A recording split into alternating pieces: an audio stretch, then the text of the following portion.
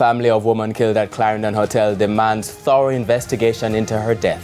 Former top cop confirmed as PNP candidate for Central Kingston. And Breadnut Hill Primary remembers grade 2 student and her siblings who died in a fire in St. Anne. Good evening and welcome to Primetime News, on air and online at onespotmedia.com. I'm Archibald Gordon. And I'm Janella Precious. A special welcome also to our viewers on TVJ International in the Cayman Islands. Now, with a preview of what's to come in business news, here's Anthony Lugg.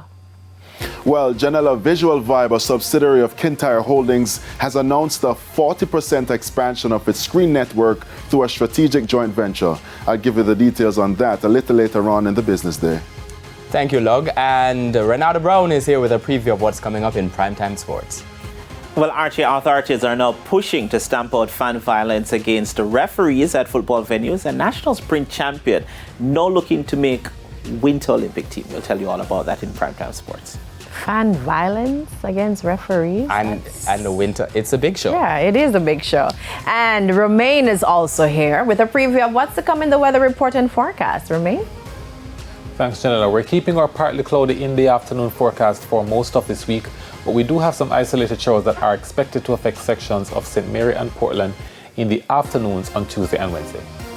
Thank you. There's also sports commentary, E-Prime, and the weather report and forecast in detail later on. But before the break, the feedback question. And this evening we're asking, has new data linking alcohol to 7 types of cancers influenced your current drinking habits? We're asking why or why not. And I won't tell you who's shaking their head right now, but you can share your comments online, facebook.com/television Jamaica, and you can post on X at TVJ News Center.